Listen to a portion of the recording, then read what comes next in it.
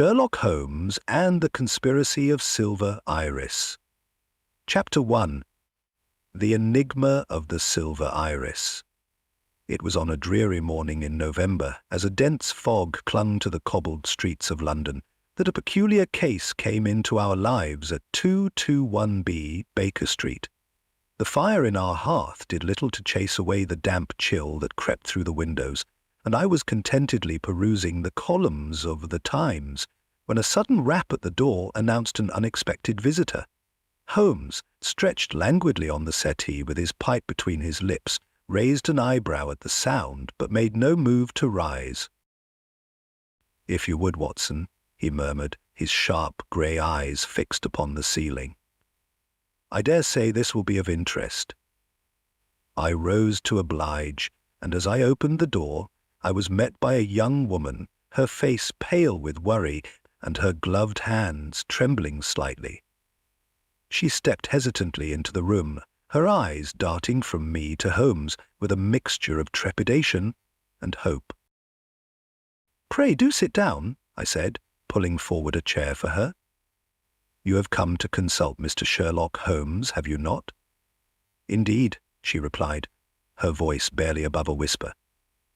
"I am at my wit's end and have been told that he is the only man in London who can aid me."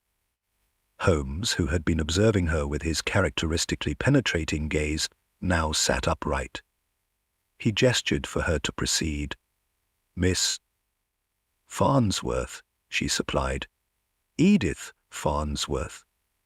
"Miss Farnsworth, you appear to have come from the south of London," Holmes began, "and judging by the faint traces of ink on your fingers, you are employed as a secretary or in some clerical capacity. Your profession, I dare say, requires you to work late into the evening, as evidenced by the dark circles under your eyes."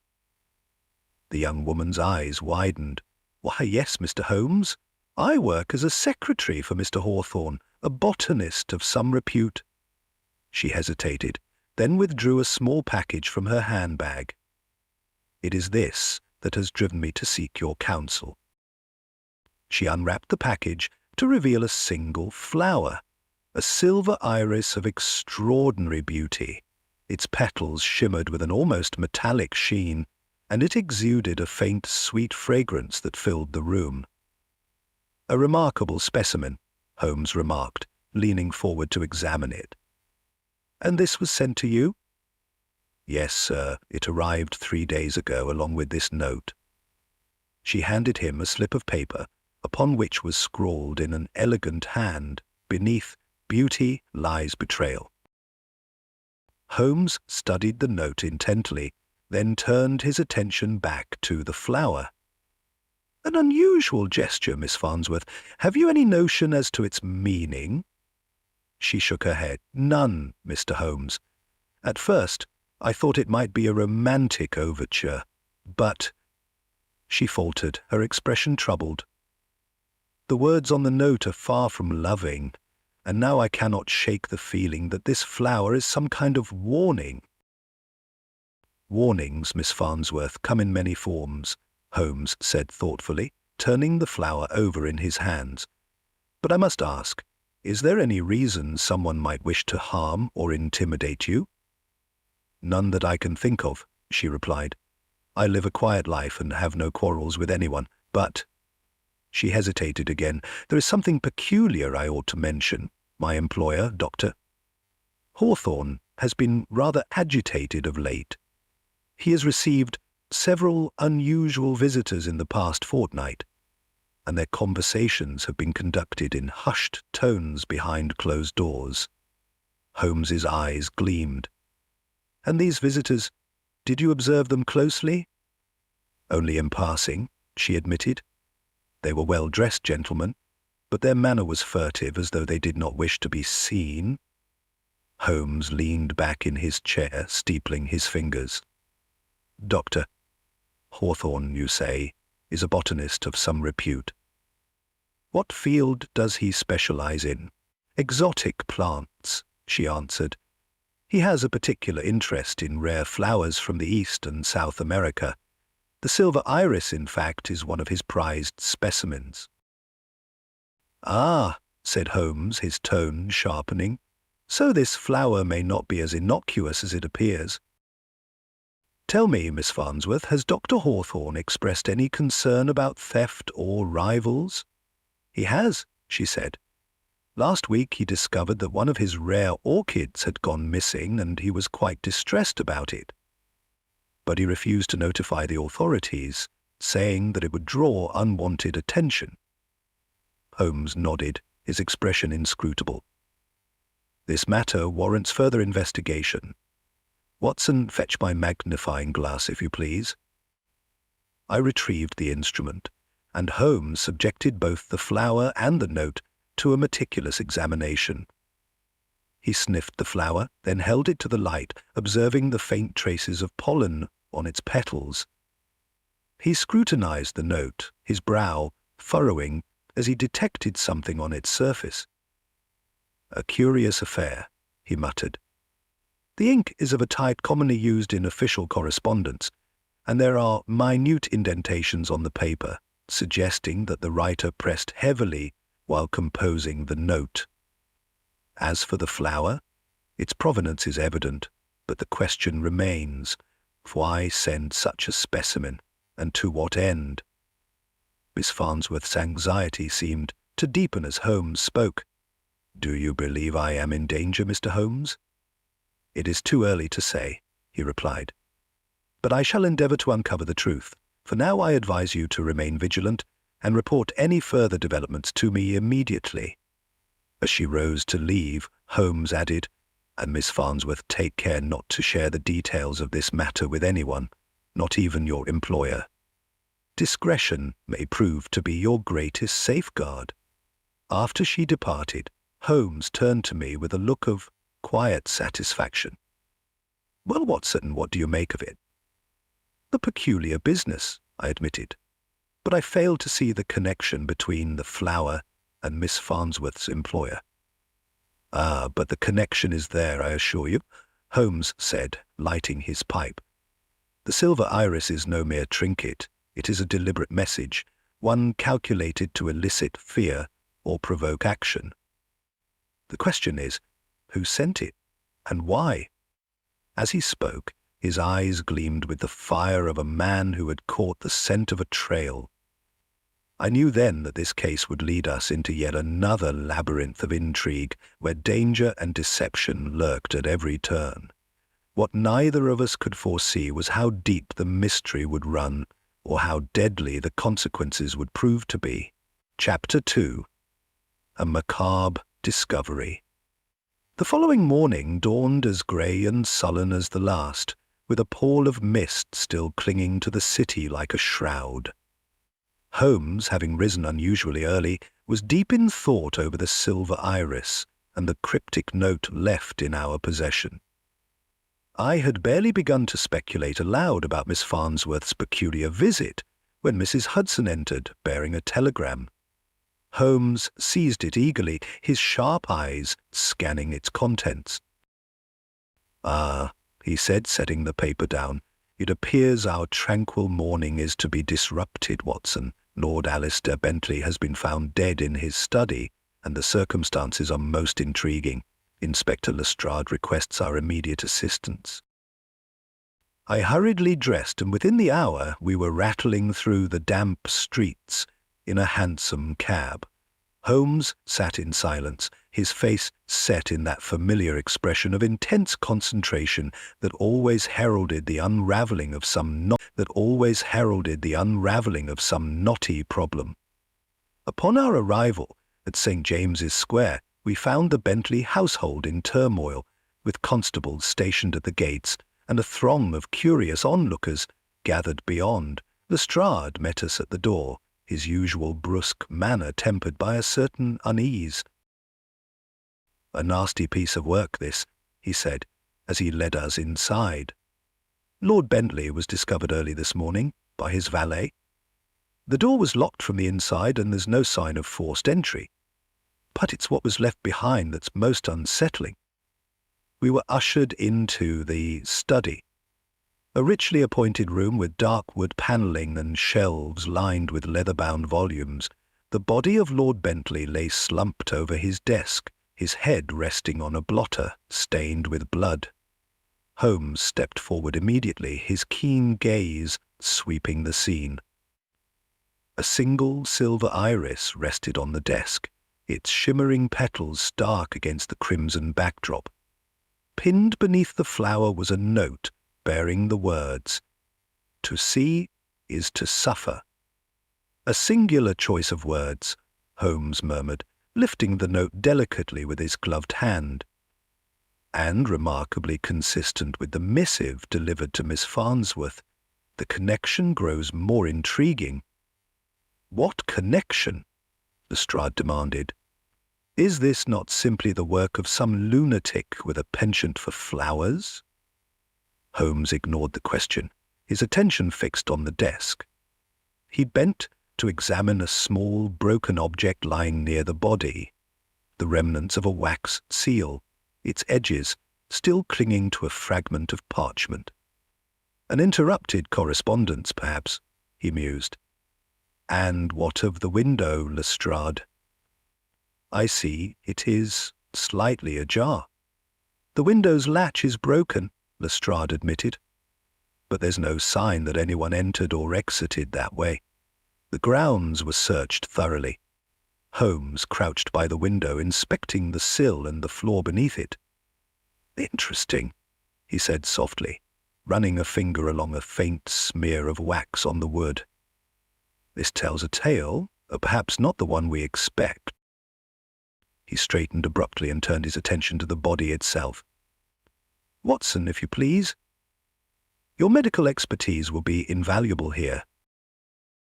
I stepped forward, suppressing a shudder as I examined the corpse. "The wound is a single clean cut to the throat," I reported, "likely inflicted with a blade of exceptional sharpness.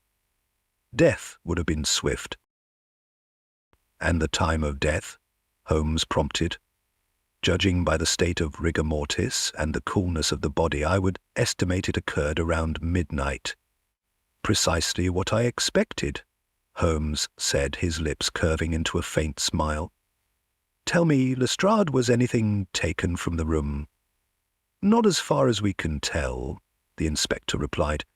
"Lord Bentley's personal effects appear undisturbed.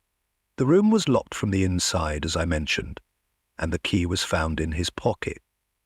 "A locked room mystery, then," Holmes said, his tone one of quiet satisfaction. "But one with a solution that will soon be evident. Watson, observe the arrangement of the desk. Notice anything peculiar?" I studied the scene closely. "The inkstand has been overturned," I said, "and the papers beneath it are smudged. The blotter, too, shows signs of a hasty motion." "Precisely," Holmes said. "Lord Bentley was writing something at the time of the attack. The interruption was sudden and violent, but the question remains, what was he writing, and why?" As we pondered this, a maid entered with trembling hands to deliver a curious item to Lestrade, a small folded piece of paper found in Lord Bentley's bedroom. It was addressed simply to C.M. and contained a brief, cryptic message. "Our secret must remain buried." "A curious turn," Holmes remarked. "Lestrade, I suggest you investigate the identity of this C.M. at once. Meanwhile, I shall examine the origins of our floral plume." Lestrade looked dubious, but nodded. "And what about the valet?" he asked. "Should we question him further?" "By all means," Holmes replied. "But do so with care. Servants often know more than they reveal, though extracting the truth requires a delicate touch." Our work at the Bentley residence concluded for the moment, Holmes and I returned to Baker Street. The image of the silver iris haunted me, its shimmering petals a stark contrast to the blood-stained blotter upon which it had rested. Holmes, however, seemed invigorated, his mind clearly alight with possibilities. "Watson," he said, as we settled back into our sitting room, "we are dealing with an adversary of no ordinary cunning. This is not the work of a mere madman. It is the calculated effort of a mind steeped in methodical malice. The question is, what connects Lord Bentley to the Silver Iris, and how does Miss Farnsworth's enigmatic visitor fit into the picture? I could offer no satisfactory answer, and Holmes did not press me further. Instead, he spent the remainder of the day poring over botanical references, consulting volumes that seemed to contain an endless catalogue of rare and exotic flora. By nightfall, he had made an important discovery. "The silver iris, Watson, is not merely a rare bloom," he announced. "It is a symbol of wealth and exclusivity, cultivated by only a handful of botanists in all of England. Its presence at the scene of the crime is no coincidence. It is a deliberate message. The question is, what does it signify?" The answer to that question remained elusive, but I could sense that Holmes was on the cusp of some breakthrough. As we retired for the night, I could not help but feel a growing unease, as though the silver iris were a harbinger of further darkness yet to come.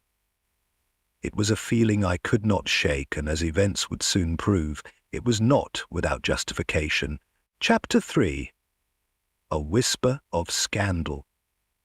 The Bentley affair, though steeped in tragedy, had only begun to unravel its web of mystery when Holmes and I found ourselves once again immersed in the shadowed corners of London's high society. It was late afternoon when we received an invitation, delivered in haste by a liveried footman, to attend a gathering at the home of Lady Eugenia Darlington.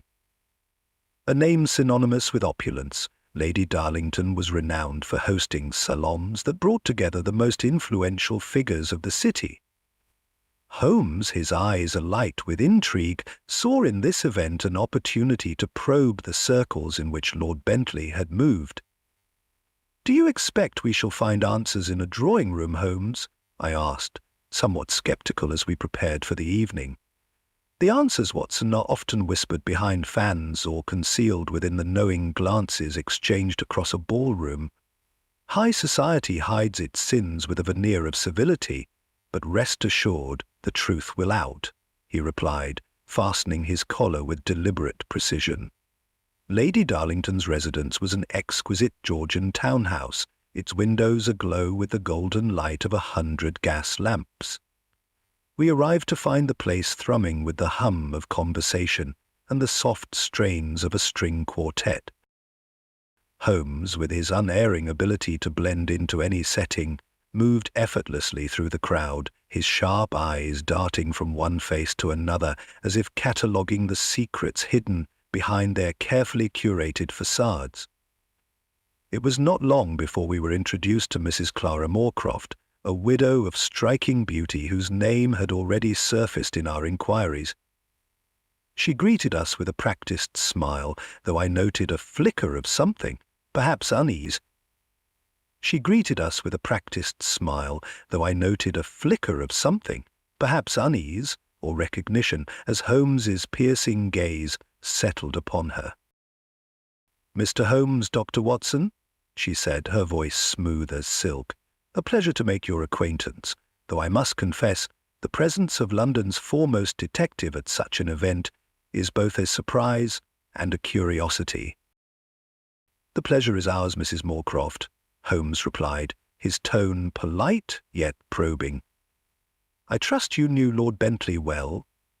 The question, though seemingly innocuous, caused a shadow to pass over her features. She recovered quickly, but not before I saw her hand tighten on the stem of her champagne flute. "We were acquaintances?" she said lightly.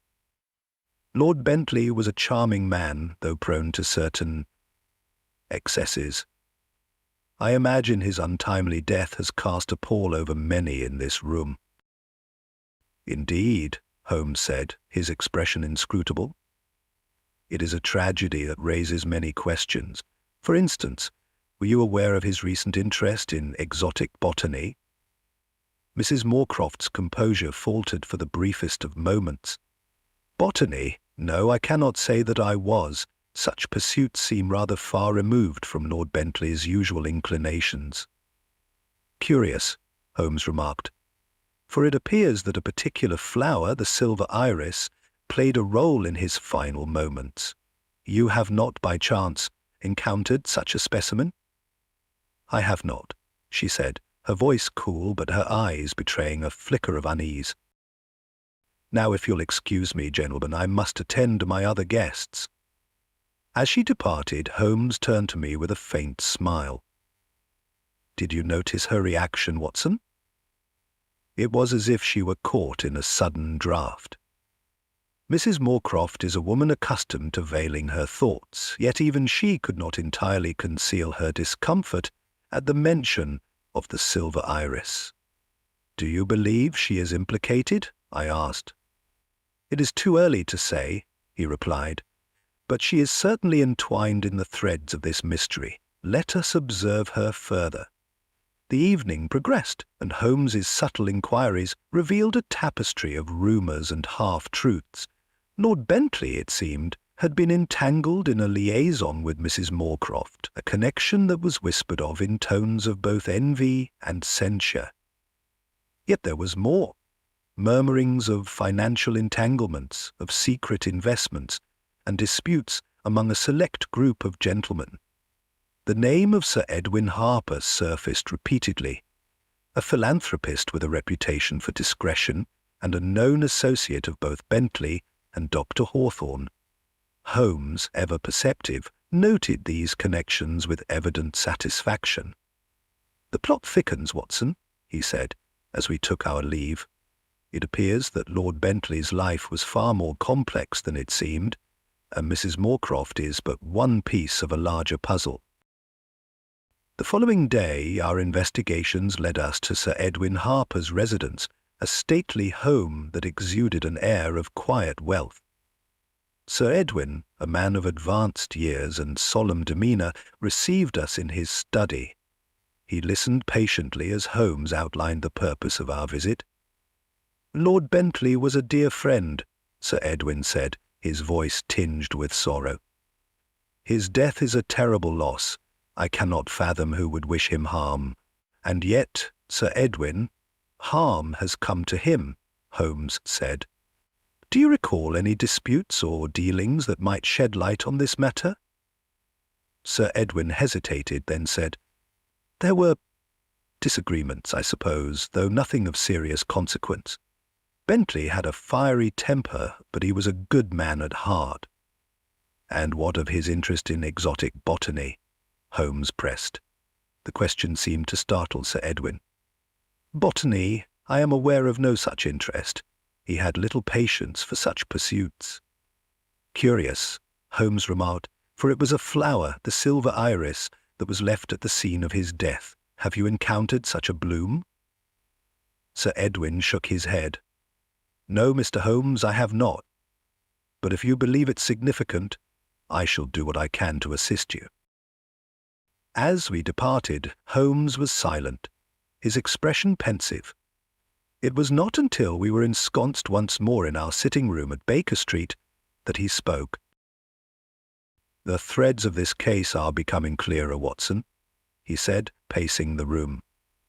"Lord Bentley's life was a tangle of passions and intrigues, and at its heart lies the silver iris. Its significance eludes me still, but mark my words, it is the key to this entire affair. Mrs. Moorcroft, Sir Edwin, and perhaps even Dr. Hawthorne, they are all players in this drama, though their roles remain to be determined." I could not help but marvel at the breadth of Holmes's deductions, even as the enigma of the silver iris loomed ever larger. The whispers of scandal and the shadow of betrayal had cast their pall over the case, and it was clear that the darkness had yet to reach its full depth. Chapter 4. Shadows in the Garden. The November fog that had so persistently clung to London showed no sign of abating as Holmes and I journeyed to the home of Dr. Reginald Hawthorne. Situated on the outskirts of the city, the botanist's estate was a striking contrast to the urban sprawl we had left behind. High stone walls encircled the property, and as we approached the gate, the scent of damp earth and decaying leaves filled the air. Beyond the iron bars, we glimpsed the sprawling gardens for which Dr. Hawthorne was renowned, their once vivid blooms now faded with the season. "A man's garden, Watson," Holmes remarked, "often reflects his temperament." "Let us hope, Doctor. Hawthorne's interests lie solely in horticulture, and not in more sinister pursuits." The gate creaked open at the touch of Holmes's hand, and we made our way up a winding path to the main house. The door was answered by a middle-aged servant whose expression betrayed no emotion beyond professional courtesy. He ushered us into a drawing-room where the good doctor awaited. Dr. Hawthorne was a wiry man of perhaps 50 years, his thinning hair combed back meticulously. His hands, calloused and bearing the faint stains of soil, bespoke a lifetime spent in the service of his passion. He rose to greet us, his sharp eyes alight with curiosity. "Mr. Holmes, Dr. Watson," he said, his voice clipped and precise. "I was informed of your visit by Miss Farnsworth. To what do I owe the pleasure?" Holmes did not respond immediately. Instead, he allowed his gaze to wander about the room, taking in the various curiosities that adorned the shelves, pressed flowers mounted in glass cases, botanical sketches rendered with almost scientific precision, and a peculiar array of vials containing powders and tinctures of unknown origin. "Your collection is most impressive, Doctor." "Hawthorne," Holmes said at last. "But it is a particular specimen that brings us here today, the silver iris." A flicker of something passed over Hawthorne's face. Whether surprise or discomfort, it was difficult to say. He gestured for us to sit, taking his own place in a high-backed chair near the hearth. "The silver iris," he repeated slowly. "A rare and beautiful flower, to be sure. What interest does it hold for you, Mr. Holmes?" "It was found at the scene of Lord Bentley's murder," Holmes replied bluntly. "And another specimen was delivered to your secretary, Miss Farnsworth, along with a most unsettling note. It seems your prized bloom has become entwined in a web of intrigue." Hawthorne's fingers tightened on the armrests of his chair. "I can assure you, Mr. Holmes, that I had no part in such affairs. The silver iris is a delicate plant, one that requires great care to cultivate. I have only a handful of specimens, and they are kept under lock and key in my greenhouse." "Perhaps you would permit us to inspect the greenhouse?" Holmes asked. Hawthorne hesitated, then rose. "Very well. Follow me." We followed him through the house and out into the garden. The greenhouse stood at the far end of the property, its glass panes streaked with condensation. Hawthorne unlocked the door with a heavy iron key, and we stepped into a world of verdant abundance. Exotic plants from every corner of the globe crowded the space, their vibrant colors and heady aromas creating a disorienting effect. "Here," Hawthorne said, leading us to a corner where the silver iris stood in a row of neatly arranged pots. Their metallic petals glimmered even in the dim light, a testament to their unnatural beauty. Holmes crouched to examine them more closely. He took a small lens from his pocket, studying the soil, the leaves, and the faint markings on the pots themselves. After several minutes he straightened. "I notice you use a rather distinctive soil mixture, Doctor." "Hawthorne," he said. "A combination of loam, sand, and peat moss, is it not?" Hawthorne nodded. "It is a blend I developed specifically for the silver iris. It mimics the conditions of its native habitat." "Curious," Holmes murmured, "for I found traces of this same mixture on the windowsill of Lord Bentley's study." The doctor's face darkened. "Are you suggesting that I suggest nothing," Holmes interrupted. "I merely observe. Tell me, Doctor. Hawthorne, have you had any recent visitors who might have shown an unusual interest in the silver iris?" Hawthorne's eyes narrowed. "There was one," he admitted. "A man claiming to be a collector of rare plants. He was persistent in his desire to purchase a specimen, but I refused. The silver iris is not for sale." "And this man, did he leave his name?" "He called himself Mr. Graves," Hawthorne said. "But whether that is his true name, I cannot say. There was something unsettling about him. His interest in the flower seemed almost obsessive." Holmes exchanged a glance with me, his expression thoughtful.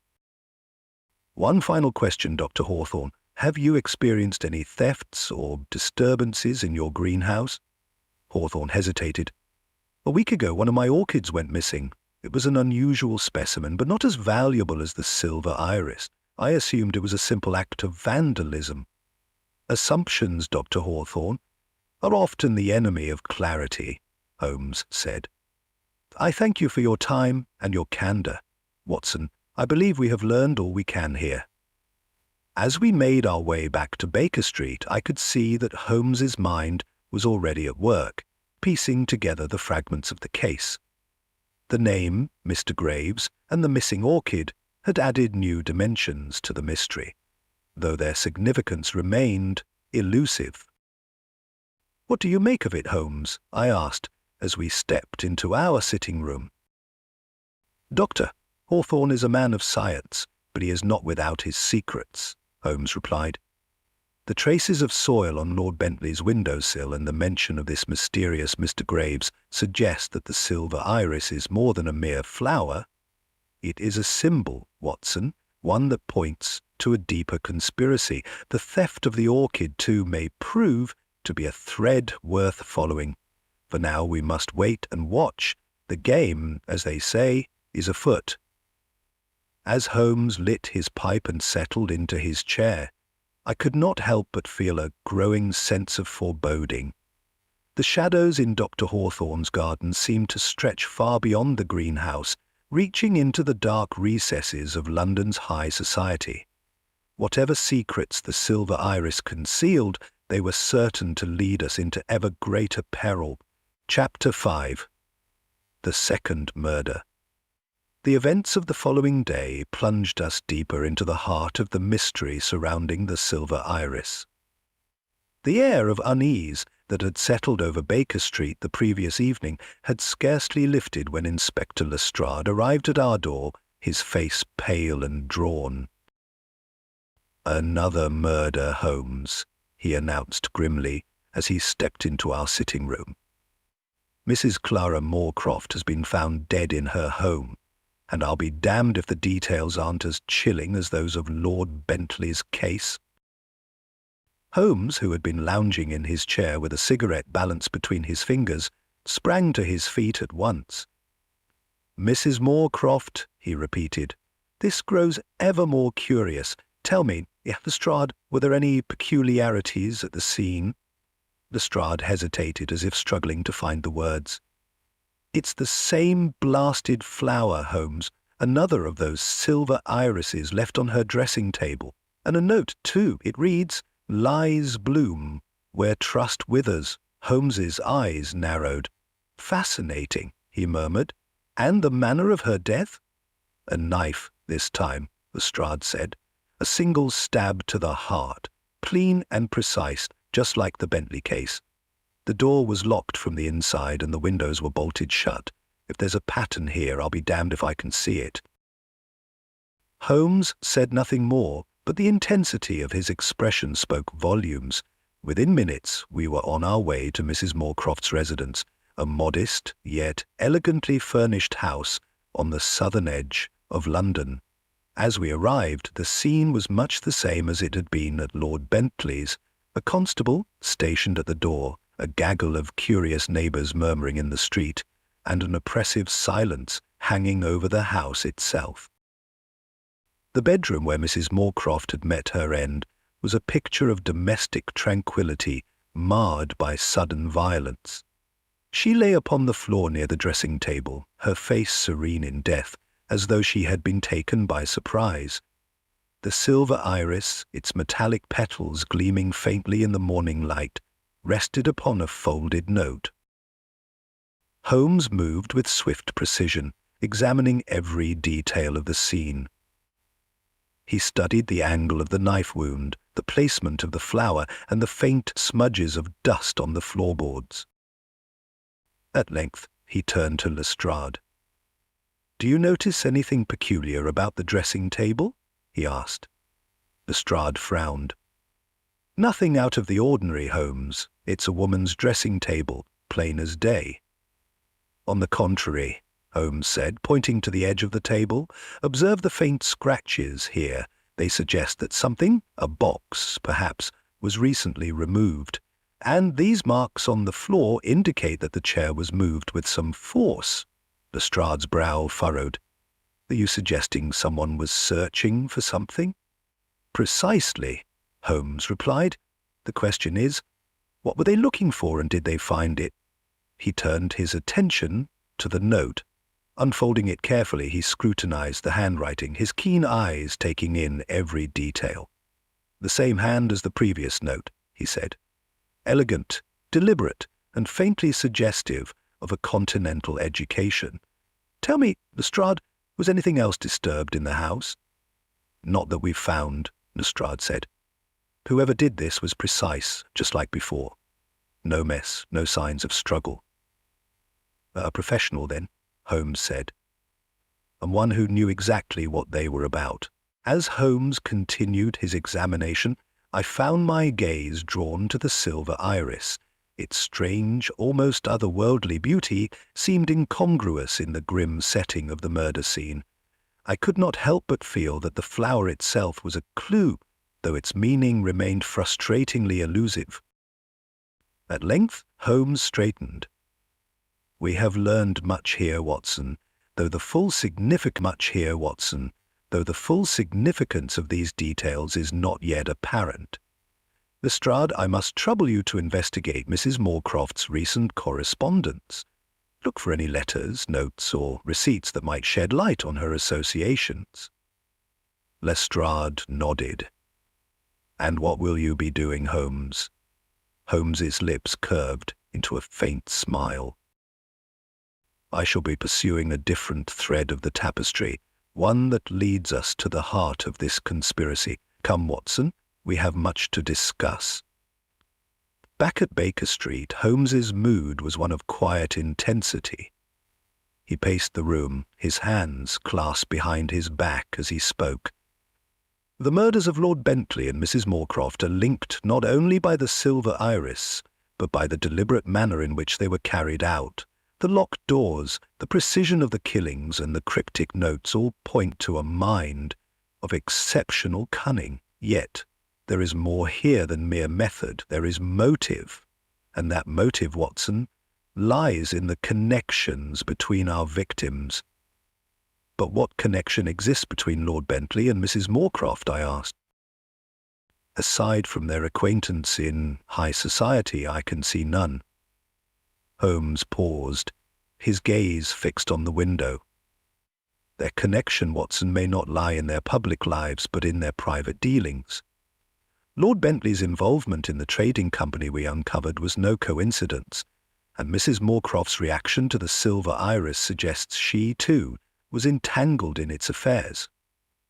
The question is, what did they know, and why was it worth killing for?" Before I could respond, a knock at the door interrupted us. It was a messenger delivering a small package addressed to Holmes.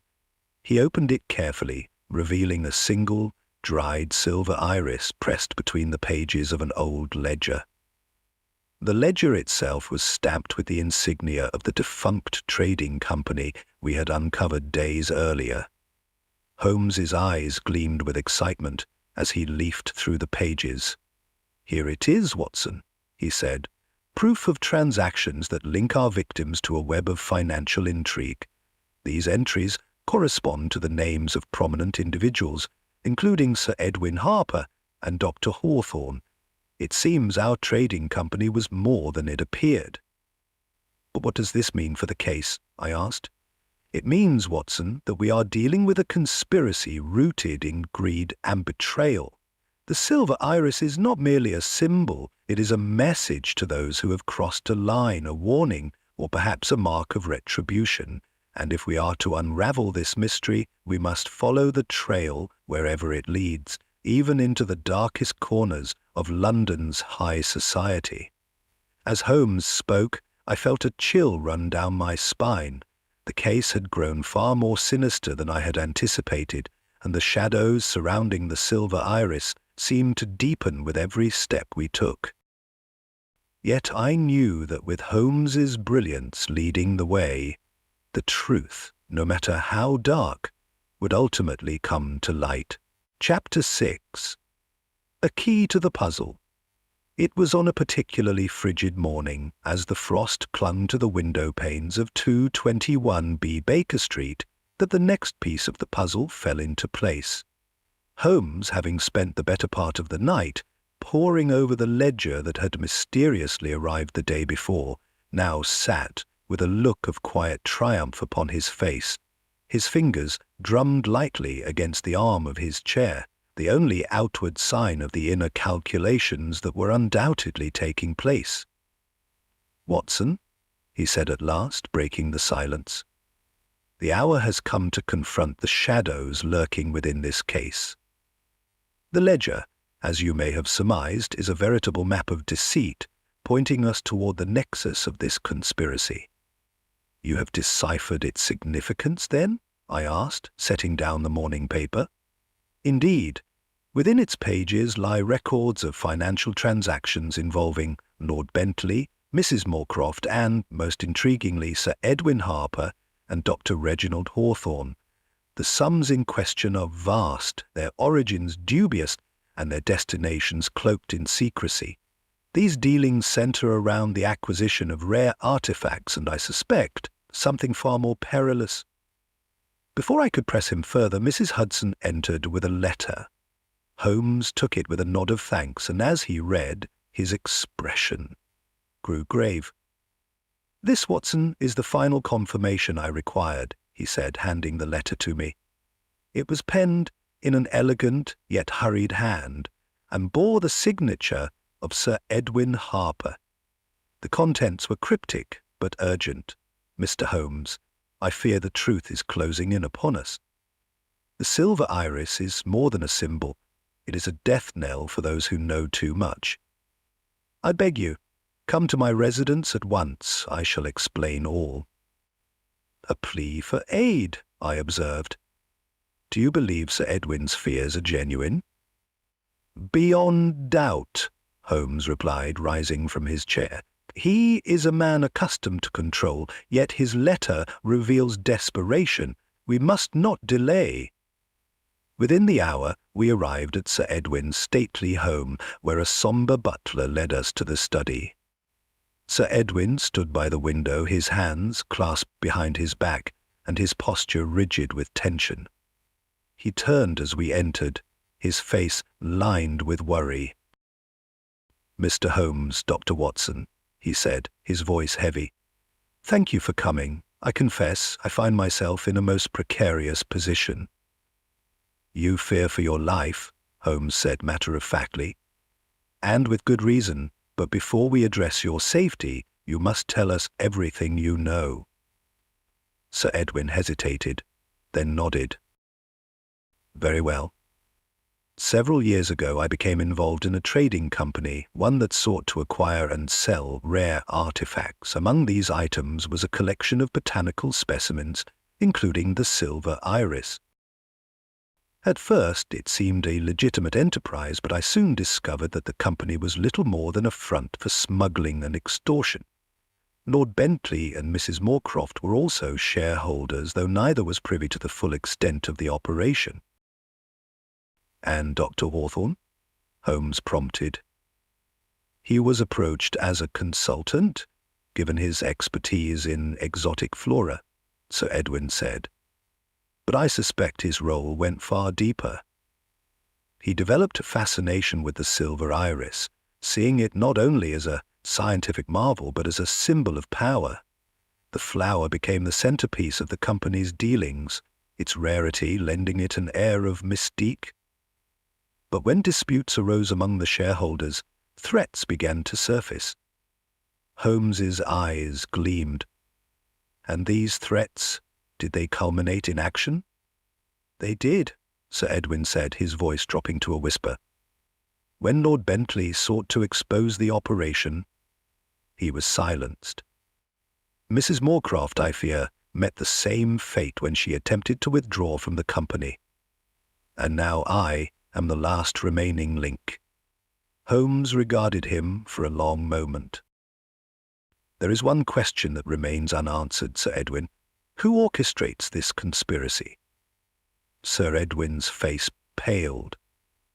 I cannot say for certain, but there is one name that recurs in the ledger, Graves. He is a shadowy figure, known only to a select few. If anyone holds the answers you seek, it is he. Holmes nodded, and it is Graves we must pursue. But first, we must ensure your safety. Watson, see that Sir Edwin's household staff are placed on alert. I shall return shortly. He departed with his usual briskness, leaving me to organize the precautions. Sir Edwin's butler and footman proved loyal and resourceful, and within an hour the house was as secure as could be managed. Still an air of unease lingered, and I could not shake the feeling that danger loomed. Holmes returned in the evening, his expression one of grim determination. The trail of Graves has led us to the docks, Watson, he announced. But before we proceed, there is one matter to address. Sir Edwin, do you possess any documents or artifacts pertaining to the company? Sir Edwin hesitated, then opened a concealed compartment in his desk. He withdrew a small, ornately carved box and handed it to Holmes. This contains the remaining records, he said. They are incomplete, but may prove useful. Holmes opened the box and examined its contents with meticulous care. Among the papers was a list of names, many of which we recognized as figures from London's elite. But it was a single entry, marked with an asterisk, that caught Holmes's attention. Graves, he murmured. His true name is Jonathan Greaves, and he operates under the guise of a shipping magnate. It appears he is the architect of this entire scheme. Watson, prepare yourself. We shall confront him tonight. Our journey to the docks was fraught with tension. The labyrinthine alleys and looming warehouses seemed to close in around us as we approached our destination. Holmes led the way with unwavering purpose, his steps guided by the trail he had so expertly uncovered. At last we arrived at a dilapidated warehouse, its windows darkened and its doors ajar. Inside, the air was thick with the scent of salt and decay. Holmes motioned for silence as we crept forward, our footsteps muffled by the damp wooden floorboards. In the center of the warehouse, a single lantern cast a dim light over a table strewn with documents. Beside it stood a man of imposing stature, his face obscured by shadow. Holmes stepped into the light, his voice cutting through the silence. Jonathan Greaves, or should I say Graves, the game is up. You have much to answer for. The man turned slowly, his expression one of cold amusement. Mr. Holmes, he said, his voice smooth as silk, I had wondered when you might arrive. What followed was a confrontation of words and wits, Holmes's deductions clashing with Greaves's veiled threats. The truth at last began to emerge. The Silver Iris, the murders, and the financial schemes were all part of a grand design to consolidate power and wealth. But as the tension reached its peak, the sound of footsteps echoed from the shadows, and we found ourselves surrounded. The case was far from over, and the dangers that lay ahead would test us as never before. Chapter 7. The Lure of the Trap. The chilling confrontation at the warehouse had left us both unnerved and resolute. Holmes, ever the master of strategy, had retreated to Baker Street to formulate his next move. It was evident that Jonathan Greaves, the enigmatic architect of the conspiracy, would not be easily ensnared. As we sat in the familiar warmth of our sitting room, The city outside, cloaked in fog, Holmes's face betrayed a rare intensity of thought. "Watson," he began, his voice calm yet edged with purpose, "our adversary is a man of considerable cunning, but he has made a crucial error. He believes himself beyond the reach of justice. That arrogance, my dear friend, shall be his undoing." "And how do you propose to trap him?" I inquired, eager to see the plan unfold. Holmes's lips curved into a faint smile. "By exploiting the very symbol he wields so arrogantly, the silver iris. It is both his calling card and his Achilles heel. We shall create an illusion, Watson, a ruse so compelling that Greaves will have no choice but to reveal himself." Over the next few hours, Holmes outlined his plan with meticulous detail. The newspapers were to carry a carefully planted story, one that would suggest a witness to the murders had come forward and was prepared to provide damning testimony. This fictitious witness, a merchant by the name of James Carter, would be staying at a secluded manor on the outskirts of London, under police protection. It was a gambit fraught with risk, but Holmes was confident that Greaves, desperate to silence any loose ends, would take the bait. By nightfall, the trap was set. Lestrade, though initially sceptical, had agreed to assist in the operation. The manor was a derelict property owned by the police, its creaking timbers and overgrown gardens lending it an air of foreboding. Holmes and I arrived under cover of darkness, accompanied by a small contingent of officers who were stationed discreetly around the perimeter. "Watson," Holmes said as we surveyed the scene, "this night may test your mettle as few others have. Are you prepared?" "Always," I replied, though I confess my heart was pounding. We took our positions within the dimly lit drawing room where the stage had been set. A figure sat by the fire, his back to the door, the glow of the flames casting flickering shadows on the walls. This was our supposed witness, a dummy dressed in a merchant's attire, its silhouette convincing in the dim light. Holmes had gone to great lengths to create the illusion, even scattering a few personal effects around the room to suggest a hasty retreat. Hours passed in tense silence, the only sound the occasional creak of the house settling. My nerves were taut, every creak and rustle from the garden sending a jolt of anticipation through me. Holmes, by contrast, remained as still as a statue, his sharp eyes fixed on the doorway. It was nearing midnight when the moment came. A faint sound, the crunch of gravel beneath cautious footsteps, reached our ears. Holmes's hand tightened on my arm, a silent signal to remain alert. Moments later, the door creaked open and a figure stepped inside. The man was cloaked in shadow, but there was no mistaking the deliberate, predatory way he moved. He carried himself with the confidence of one accustomed to the shadows, his movements soundless as he approached the figure by the fire. For a moment, he paused as if listening for any sign of disturbance. Satisfied, he drew a blade from his coat and advanced. Holmes acted with lightning speed. In an instant he sprang from his hiding place, his voice ringing out with authority. "Jonathan Greaves, you are caught at last!" The man whirled around, his face contorted in shock and rage.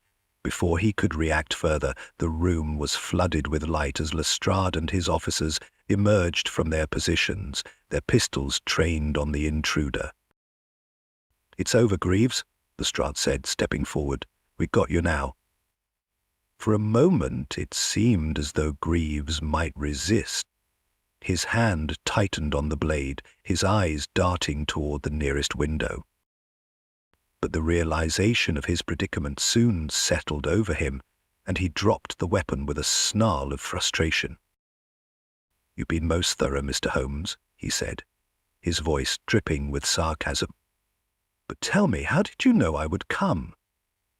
Holmes's gaze was steely as he replied, "Your actions have been governed by a singular flaw, Mr. Greaves. an insatiable need for control. The moment you believed a witness might compromise your schemes, you could not resist the urge to eliminate them. Your confidence in your own invincibility blinded you to the possibility of deception. Greaves sneered, but said nothing further. He allowed himself to be led away in irons, his silence more telling than any protestation of innocence might have been. As the police secured the scene, Holmes and I lingered in the drawing room. The fire, now burning low, cast a warm glow over his features, though his expression remained one of quiet contemplation. "It is not often, Watson," he said. "It is not often, Watson," he said at last, "that a case resolves itself so neatly, yet I cannot help but feel a lingering unease." "Unease, Holmes?" I echoed. "Greaves has been apprehended, and his conspiracy dismantled. What more remains?" Holmes shook his head. "Greaves was but a part of this web. The silver iris, the murders, the financial schemes, they all point to a network far larger than one man. There are others, Watson, lurking in the shadows, their motives as yet concealed. Tonight we have won a battle, but the war is far from over." As we left the manor and made our way back to Baker Street, I could not shake the feeling that Holmes was right. The night air was heavy with the promise of further revelations, and the mystery of the silver iris seemed more complex than ever. Yet for the moment there was a sense of satisfaction in knowing that justice, however partial, had been served. Holmes, ever the realist, remained vigilant, his mind already turning to the threads that remained untied. And as I looked upon his sharp profile, illuminated by the glow of a gas lamp, I knew that whatever challenges lay ahead, he would face them with the same unyielding determination that had brought us this far. Chapter 8. The Final Flourish. It was late in the afternoon when Holmes and I returned to Baker Street, weary but triumphant. The apprehension of Jonathan Greaves had sent ripples through the criminal underworld, and the papers were already heralding the capture of one of London's most elusive masterminds. Yet Holmes, ever the skeptic, seemed less inclined to bask in our success. His sharp features, illuminated by the fading light filtering through the sitting-room window, bore the unmistakable imprint of unfinished business. "Watson," he said, "the capture of Greaves is but the opening move in this grand game. While his machinations have been brought to light, the true depth of this conspiracy remains obscured. The silver iris, its meaning, its significance, has yet to be fully unravelled." "Surely Greaves's capture will unravel the rest," I ventured. "With him in custody, the others involved will have little choice but to scatter." Holmes shook his head. "Scatter, perhaps, but not relinquish their hold. There is one final thread to be followed, one that will lead us to the heart of this dark matter." Before I could inquire further, Mrs. Hudson entered with a sealed envelope. Holmes opened it swiftly, his eyes narrowing as he read. "It is as I feared," he said, handing me the note. It was brief and unsigned, but its meaning was clear. "The iris blooms in shadows. You have cut the stem, but the roots remain. Beware." "A warning," I said, feeling a chill run down my spine. "No, Watson," Holmes corrected, a challenge. "Whoever orchestrates this conspiracy has revealed their hand. They taunt us, knowing full well that we are now too deeply enmeshed to turn back. The time has come to confront them directly." Holmes's deduction led us to an opulent estate on the outskirts of London, one that had remained conspicuously absent from the ledgers and correspondence we had thus far uncovered. It belonged to a certain Sir Percival Gresham, a name whispered among the circles of the elite, but seldom appearing in public record. The estate, surrounded by high hedges and patrolled by watchful guards, bore the hallmarks of secrecy and exclusivity. Holmes and I arrived under the guise of tradesmen delivering a consignment of rare botanical specimens. It was a bold deception. But Holmes had anticipated every detail, from the forged documents to the authentic crates containing harmless orchids. Once inside, we slipped away from the unwitting staff, our path illuminated by the dim light of the estate's gas lamps. "The heart of the operation lies within," Holmes whispered as we crept through the hallways. "This place is no mere residence. It is a fortress for those who wield power behind veils of civility." At last, we reached a grand study, its walls lined with shelves of books and curiosities. In the center stood a mahogany desk, and behind it a figure awaited us. Sir Percival Gresham was a man of indeterminate age, his face smooth and untroubled, his piercing eyes betraying a keen intelligence. "Mr. Holmes," he said, his tone one of amusement, "you have proven most persistent. Few men would dare to venture this far. And fewer still would orchestrate such a web of deceit," Holmes replied, his voice cold and precise. "The silver iris has been your calling card, Sir Percival, a symbol of your influence and a warning to those who oppose you." Sir Percival's lips curled into a faint smile. "A symbol, yes, but it is more than that, Mr. Holmes. The silver iris represents control, order, and the power to shape the course of events. Those who understood its significance were given a choice, to stand with us or be swept aside. And those who refused," Holmes said, "met with untimely ends. Lord Bentley, Mrs. Moorcroft, and how many others?" "They were casualties of their own hubris," Sir Percival said, his tone icy.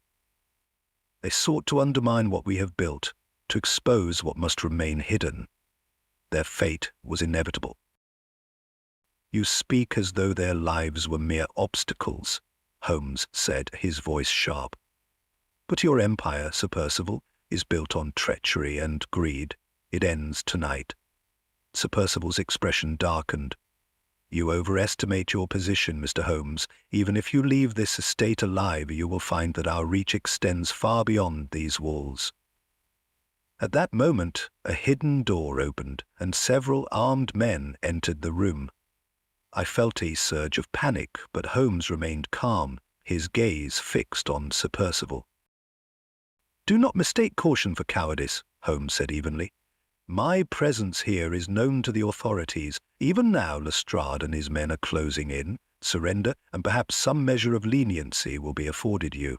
Sir Percival hesitated, his confidence faltering for the first time. Before he could respond, a commotion erupted outside. Shouts and the sound of boots on gravel signaled the arrival of the police. Lestrade burst into the room moments later, his pistol drawn. "It's over, Gresham," Lestrade declared. "Your men are subdued, and your secrets will soon see the light of day." Sir Percival, seeing no escape, raised his hands in a gesture of surrender. His calm facade cracked, revealing the fury beneath. "You have won this battle, Mr. Holmes," he said, "but the war is far from over." Holmes said nothing, his eyes cold and unyielding as the man was led away. In the aftermath, as the estate was searched and its secrets laid bare, Holmes and I returned to Baker Street. The case of the silver iris had reached its conclusion, yet the sense of finality eluded me. Holmes, as ever, seemed untroubled by the lingering questions. "Justice, Watson," he said as he lit his pipe, "is seldom absolute. What matters is that those who sought to wield power without accountability have been unmasked. The silver iris, that symbol of their hubris, has been plucked from the shadows." As I watched the smoke curl from his pipe, I could not help but marvel at the brilliance of his mind and the indomitable spirit that had brought us to this moment. The case was closed, but the memory of the silver iris, with its shimmering petals and dark connotations, would linger long in my mind, a testament to the depths of human ambition and the price of its pursuit. The end. Thank you so much for watching. If you like the story, Please subscribe to the channel. Your unwavering support keeps me motivated.